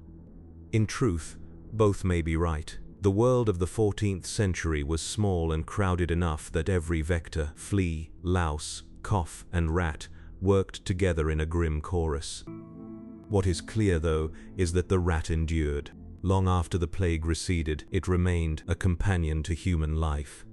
Its resilience became almost symbolic, a mirror of our own capacity to survive in the face of devastation. In the years that followed, cities rebuilt themselves around their scars, churches were consecrated, fields were replanted, guilds reopened their books, and somewhere in the walls, the scratching continued. Imagine for a moment a clerk in 100 Inside, the Korikikam again, filled with the sounds of trade. Inside, the clerk tallies grain and cloth, his pen moving steadily over the page. Behind the plastered wall, a rat gnaws at the edge of a beam, unseen. The world that nearly ended has resumed its routine, and both man and rat perform their duties, one writing the measures of commerce, the other ensuring that nothing is ever perfectly clean or secure. By the dawn of the 15th century, a quiet equilibrium had been reached. The plague did not vanish, it became seasonal, sporadic. People learned to live with it as with any other threat. They buried their dead, swept their floors, prayed for mercy, and moved on. The rats, as always, followed their patterns, indifferent to human sorrow. It is strange, perhaps, to think that so much of history hinged on something so small. The rat did not seek to shape the world, yet it did. Its hidden life beneath the floorboards became the unseen foundation of an age of fear and transformation. Through it, trade routes shifted, populations declined, and labor found new value. The medieval world ended not only because of kings and wars, but because of creatures that no one thought worth noticing. When we look back now, the rats seem almost like symbols of inevitability, small reminders that history moves as much in the dark as in the light. But to those who lived then, they were simply background noise, a scuffle in the pantry, a hole in a sack, a shape that vanished when the candle flickered. And perhaps that is what makes their story so haunting, because even now, centuries later, the same species thrives in our cities, beneath our floors, within our walls. The sound is the same, the faint scratching that reminds us that no wall is ever perfectly sealed, no life entirely separate from another. When the people of the Middle Ages heard those sounds, did they shudder, or did they too grow used to them, comforted by the thought that the noise meant life, however small, was still there in the dark? By the time the 15th century arrived, the world that had once trembled under the first great wave of plague was unrecognizable. Cities had emptied and filled again. Children had been born who knew the plague only as a story, something their parents whispered about in the evenings, as though saying too much might summon it back. And through all of this, the rats remained. They had survived the worst century in human memory, thriving in the ruins and rebuilding alongside those who cursed them. In the narrow streets of Florence, Paris, and London, their shadows darted along the walls as they always had. Bakers still shooed them from flour bins. Porters still stamped their feet when they heard a rustle in the storeroom. In every corner of human activity, they were there, uninvited, indispensable, indestructible. By then, the people of Europe had begun to see the world differently. The medieval vision of divine punishment was giving way to something more observational. The New Age, what we now call the Renaissance, was born not only from art and architecture, but from a slow change in the way people thought about the invisible. Curiosity replaced resignation. The plague had shattered old certainties, and from the dust of those certainties, inquiry began. The rats, though they knew nothing of this, were part of that awakening. Scholars began to study not just the stars and the scriptures, but the workings of the body, the flow of blood, the causes of illness. And as early physicians dissected and catalogued the human form, others began to take note of the small world beneath their feet, the insects, the vermin, the unseen carriers of decay. It would take centuries, but the quiet presence of the rat would eventually help transform medicine itself. In 1490, nearly a century and a half after the Black Death first struck Europe, outbreaks still flared in certain ports.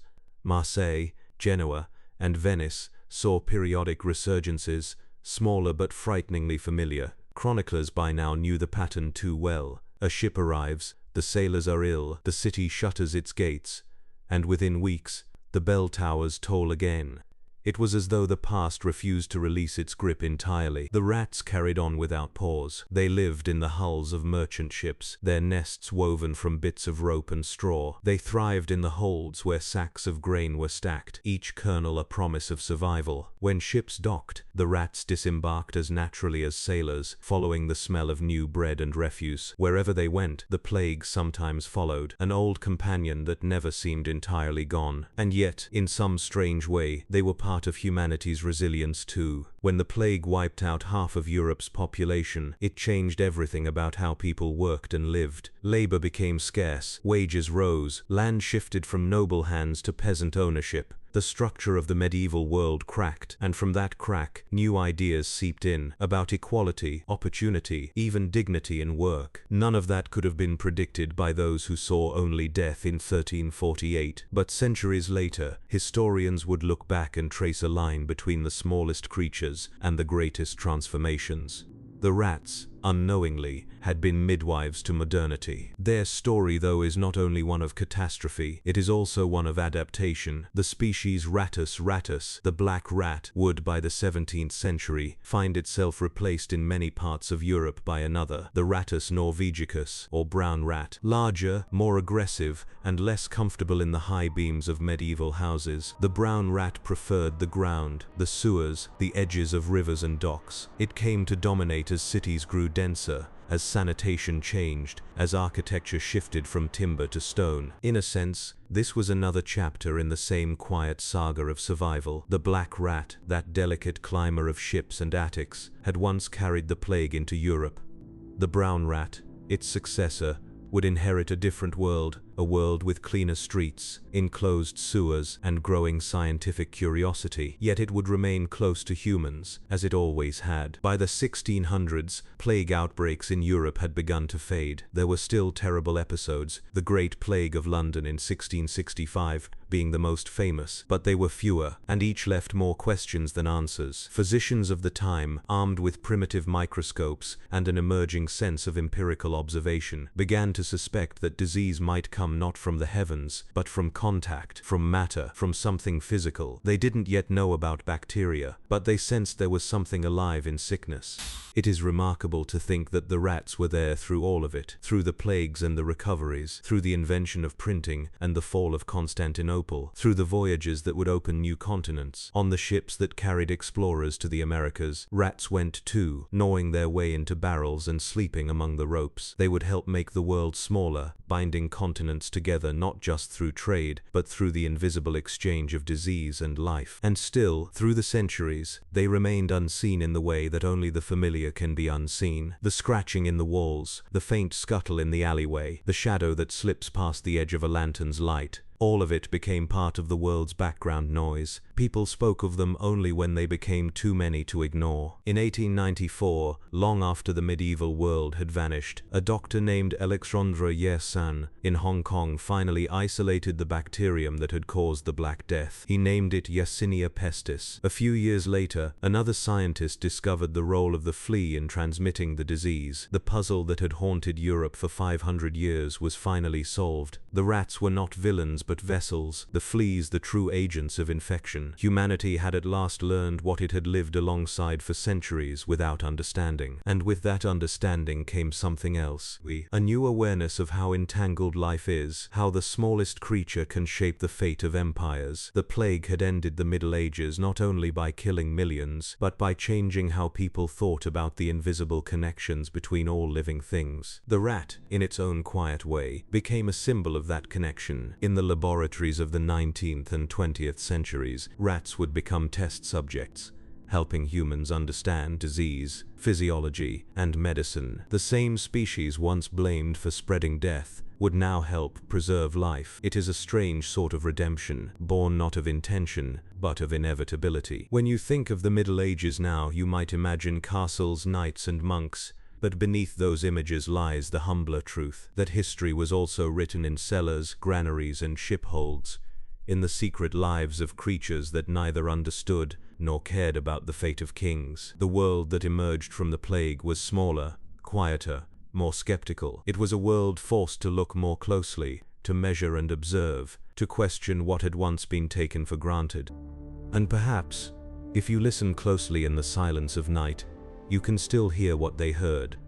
The faint stirring behind the walls, the soft thud of tiny feet across rafters. The sound is not ominous, only constant. It reminds us that history never truly leaves us.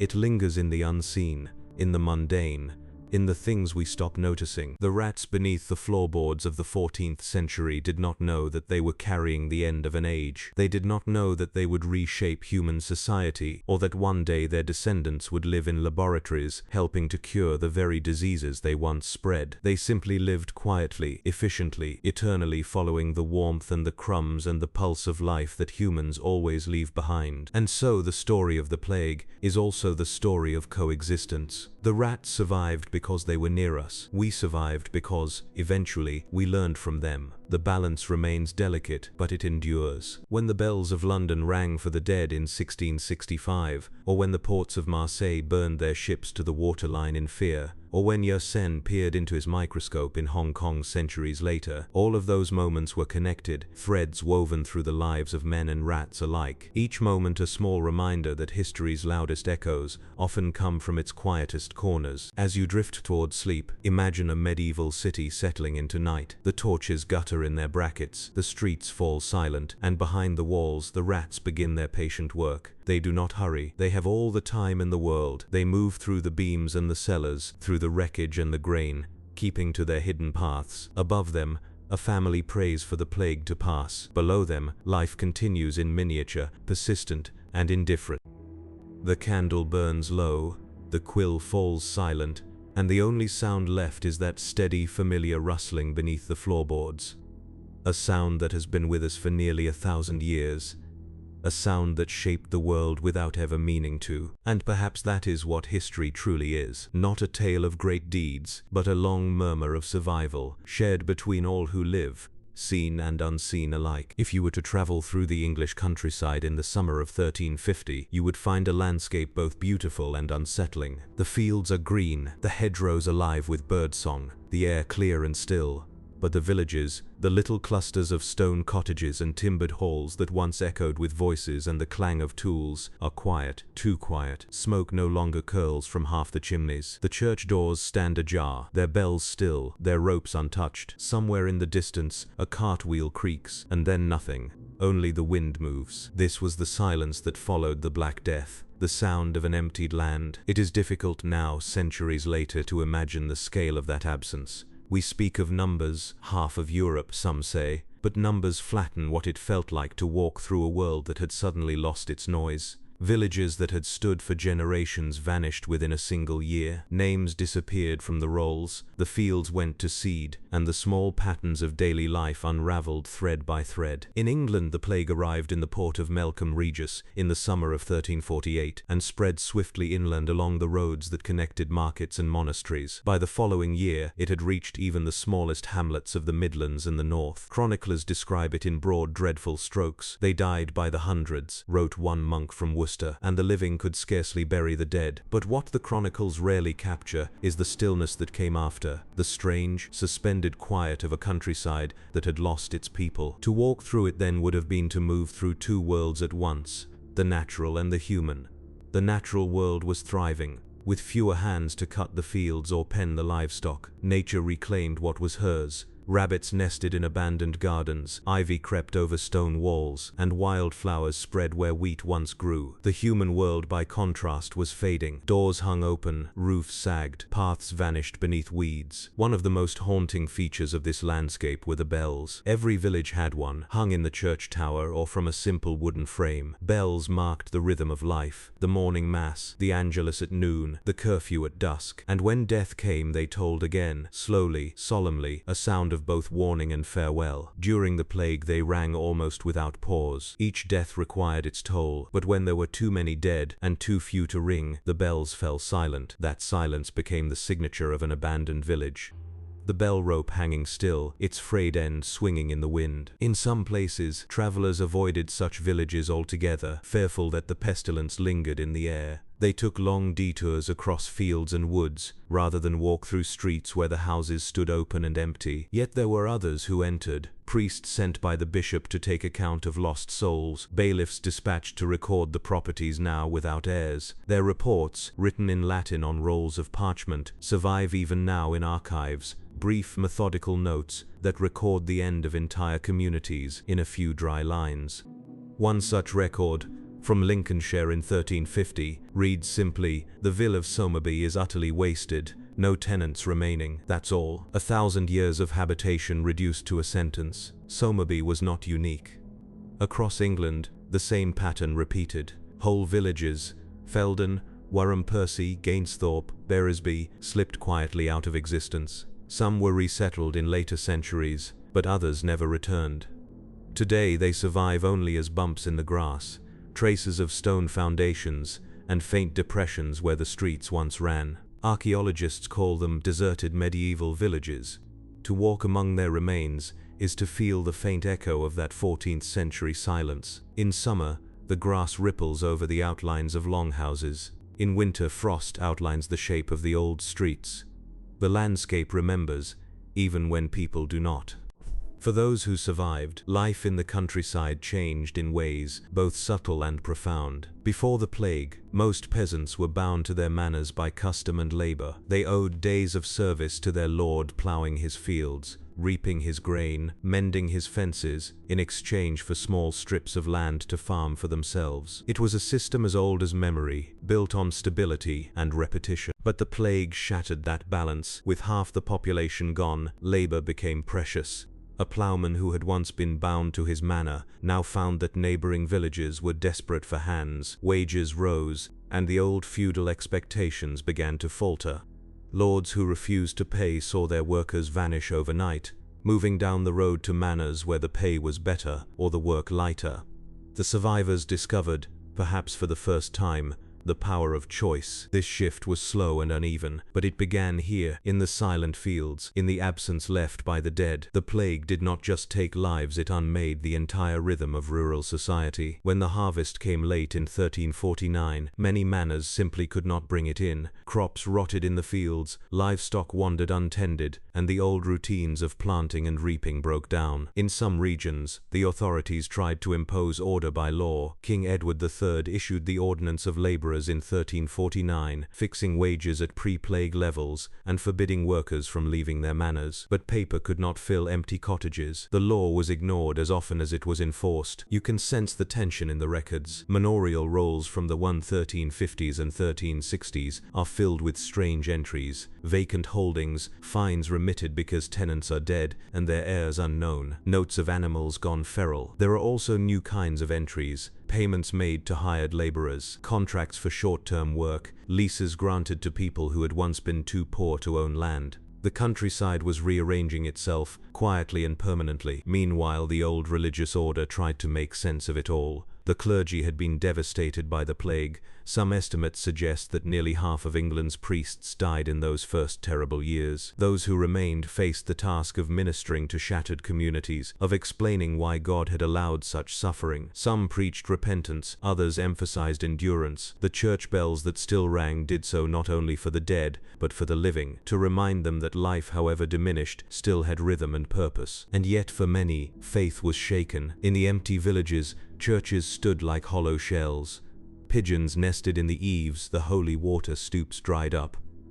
Without priests or parishioners, some were left to crumble, others were absorbed into neighboring parishes. The spiritual geography of England shifted along with its physical one. What is most remarkable, though, is how ordinary people adapted. In the face of loss that seemed beyond comprehension, they continued to do what they had always done: plant, build, mend, and wait. When one village fell silent, another grew in its place. The survivors moved to higher ground, closer to trade routes, or nearer to manors that still had lords to protect them. Out of the ruins of the old world, new communities formed. Even now, if you walk through the English countryside, you can sometimes feel that layering of histories: the living village beside the ghost of one long gone, a line of trees that follows no modern road, a mound that locals call the Old Churchyard, a field name like Deadman's Hill or Hollow Street. The landscape still carries those quiet memories, and yet there is something deeply peaceful about it too. Time has softened the edges of the tragedy. The bells that once tolled for the dead now ring for weddings and festivals. The fields that once lay fallow are green again. But somewhere beneath the soil lie the outlines of another England, the one that fell silent in the years after 1348. When the chroniclers of the time tried to describe the plague's aftermath, they often turned to the language of sound. They spoke of a great quietness or a silence upon the land.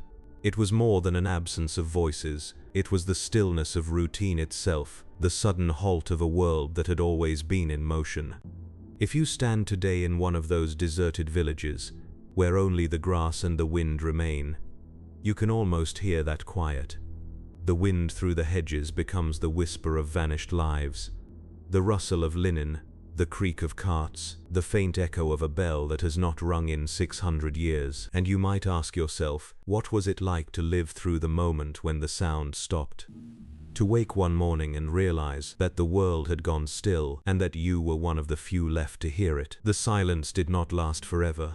Silence rarely does. By the early 1350s, as the first wave of plague receded, survivors began to stir.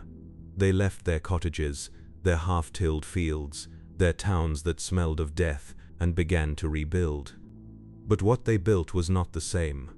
The countryside of post-plague England was something new, familiar in shape, yet altered at its roots. Where there had once been countless small villages, there were now wide spaces between them. The land once divided into narrow strips worked by many hands, now lay in fewer, larger holdings. Some of these were taken by ambitious yeoman-free farmers who had survived and seen opportunity in the emptiness. Others were absorbed by the lords themselves, who took advantage of the depopulation to consolidate their estates. In many places, the old open field system began to break down.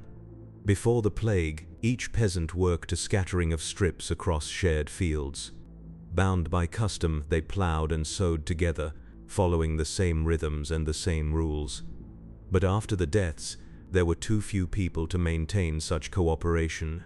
The survivors found it easier to enclose their land with hedges or ditches, to farm it alone, and so began a slow, almost invisible revolution, the enclosure of England. In its earliest form, enclosure was simple, one man marking off what had once been shared. But over time, it changed the very shape of the countryside. Straight lines appeared where once there had been communal furrows, fields grew larger, hedgerows thicker. The landscape that tourists now think of as quintessentially English proles du reaches through now and let's now mix. Those patchwork patterns of fields and lanes was born in part from plague and loss. Life for those who remained was both easier and harder. Easier because there was more land to go around, and wages were higher than they had ever been.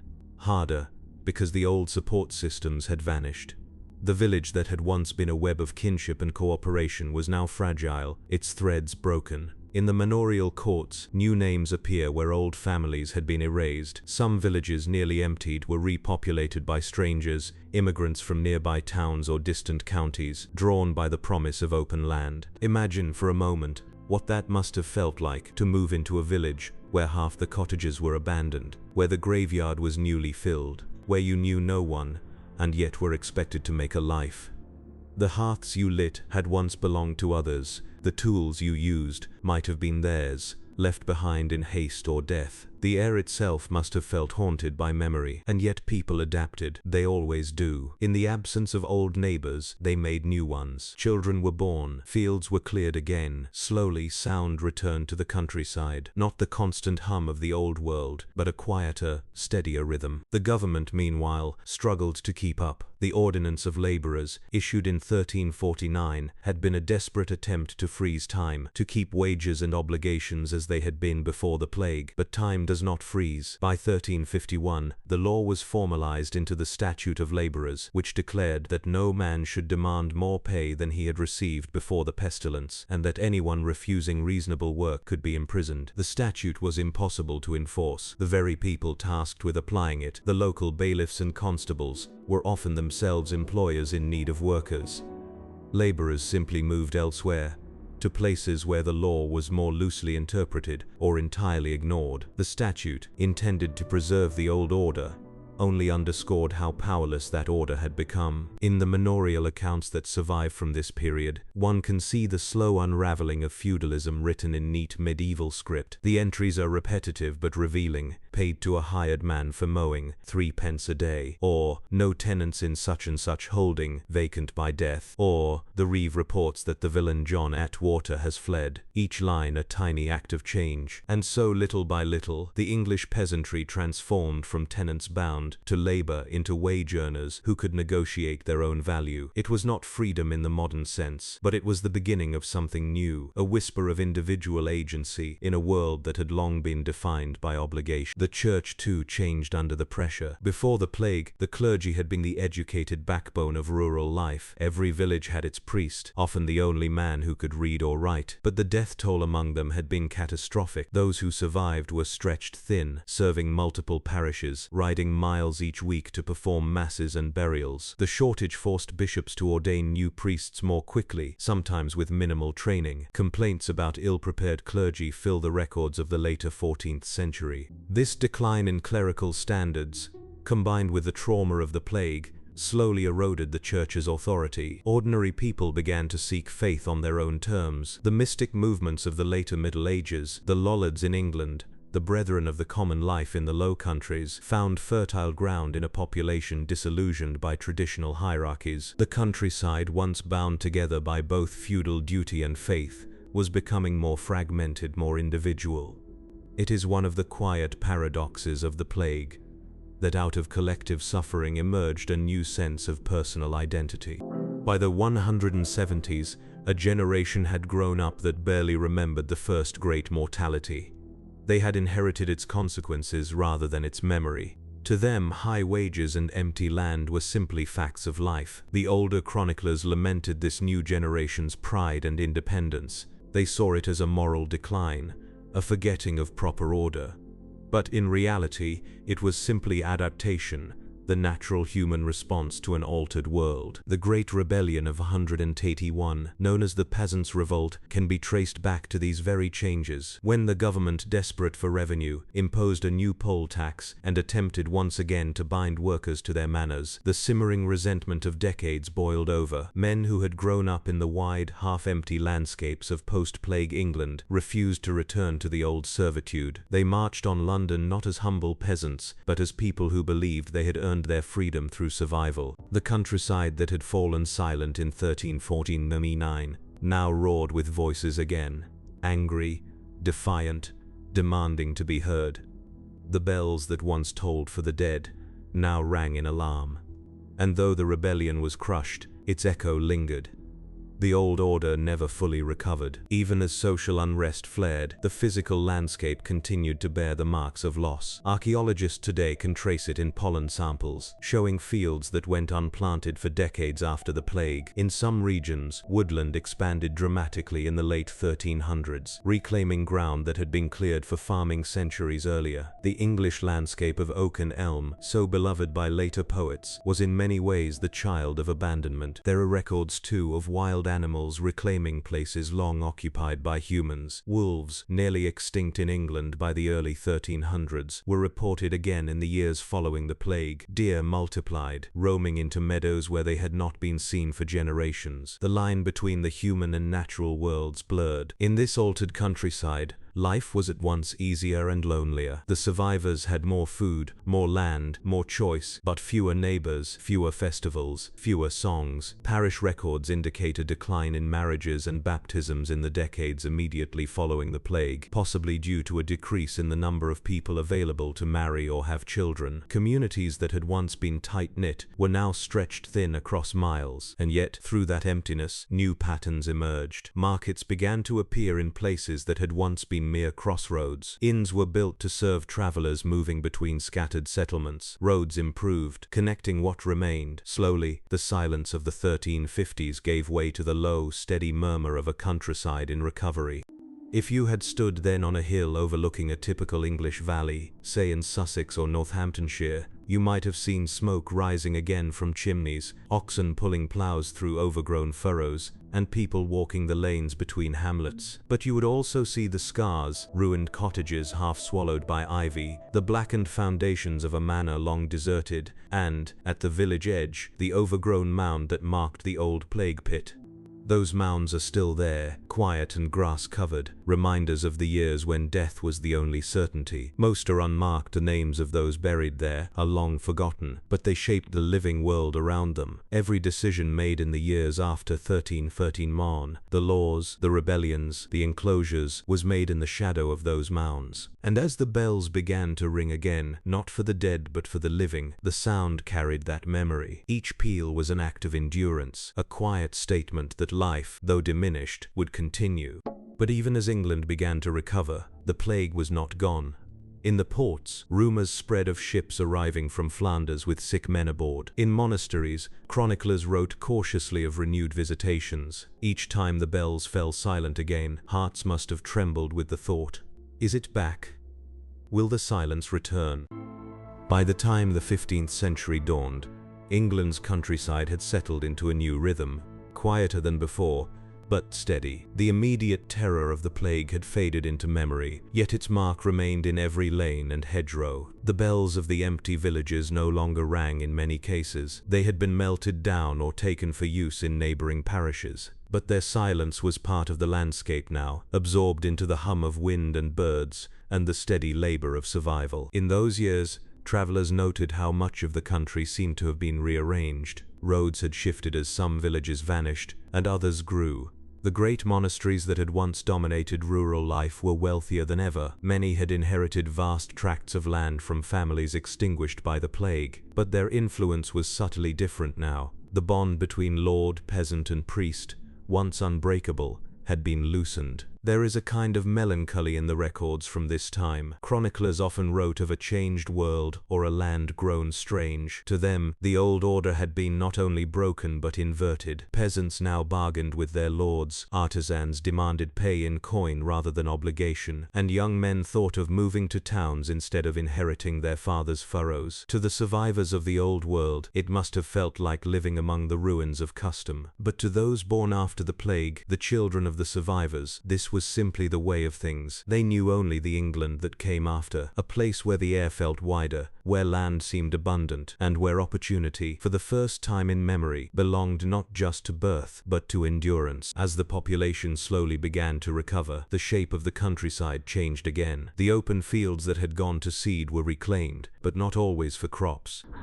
In many places, sheep replaced wheat. The wool trade was growing, and the new, sparse population found it easier to manage flocks than to plow and harvest by hand. Entire villages turned from agriculture to pasturage. Where once men sowed, wrote one observer in the early 1400s, now sheep do feed. This transformation left its own silences. Sheep needed fewer hands, and the growing enclosures of pasture displaced many who had managed to survive the plague. Families who had rebuilt their lives in the decades after 1314-49 found themselves once again uprooted, not by disease this time, but by economics. The empty villages of the 14th century were followed by the lost villages of the 15th and 16th. Some vanished quietly, others were torn down deliberately, their stones used to build manor houses and barns. One of the most famous examples is the village of Warham Percy in Yorkshire. Once a thriving settlement, it dwindled after the plague and was finally deserted around 1500. The church still stands today, amid grassy mounds that mark the footprints of lost cottages. Archaeologists have unearthed shards of pottery, bits of iron, animal bones, the remains of ordinary lives that carried on for generations before fading away. Each item tells a story too small for chronicles: a broken jug, a clasp, a child's toy, the sort of details that made up the texture of life before the silence came.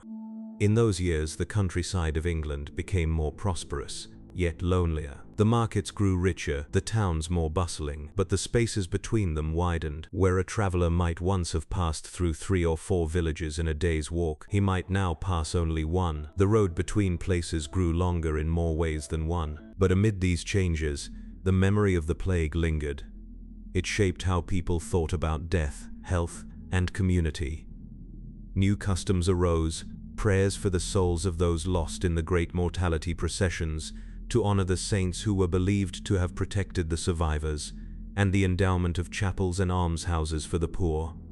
Many of these buildings still stand today, their stone walls weathered but unbroken, silent witnesses to both grief and endurance. One can see the imprint of those years even in the architecture. Churches built after the plague often include large windows, flooding the interiors with light. It is as if, having lived through darkness, people wanted more of the sun. Stained glass from the 15th century often depicts saints of healing, Sebastian and Roch, protectors against pestilence, standing watch over communities, still wary of what might return. And return it did.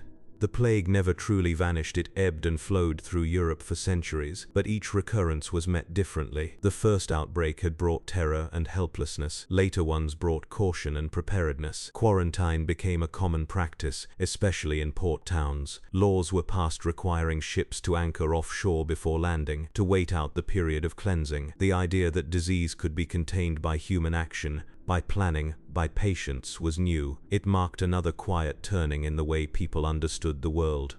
In this way, the countryside that had once fallen silent became a kind of teacher.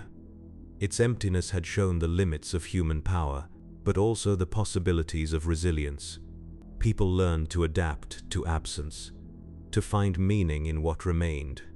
A ruined village was not only a place of loss, but a source of new beginnings.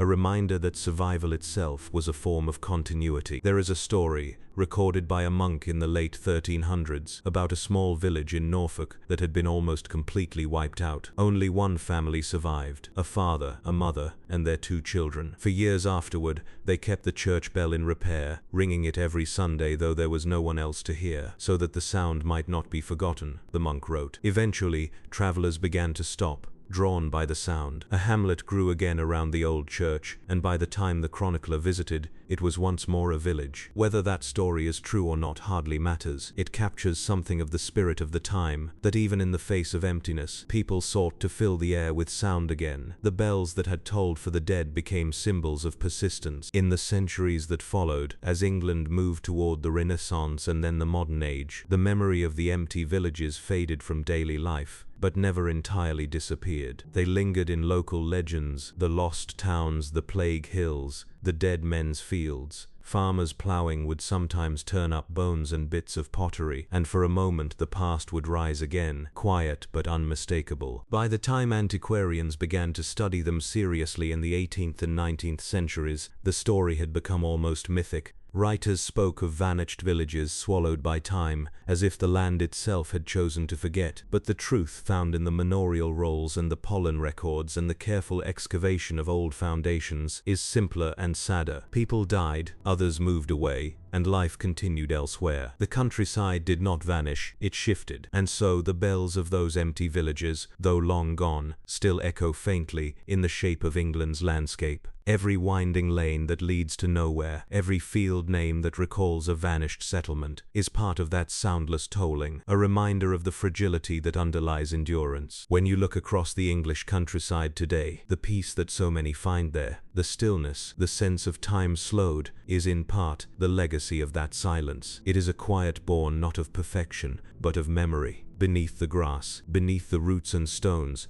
lies the history of absence turned into calm. It's easy in the comfort of the present to see the plague as a distant story, an event contained within the past. But the world we inhabit was shaped by those who lived through it, by the choices they made after the silence, the rise of wages, the fall of serfdom, the shift toward individual labor. All of these threads lead back to those empty villages, to the quiet fields of 1350 where the bells had stopped. If you listen closely, perhaps you can still hear them, not as they sounded in terror, but as they might sound now, distant, low, carried on the wind. A memory turned into music, marking the passage of time. And as you drift into rest, imagine that sound fading slowly into the dark, echoing through the valleys, carried across the years by nothing more than air and patience.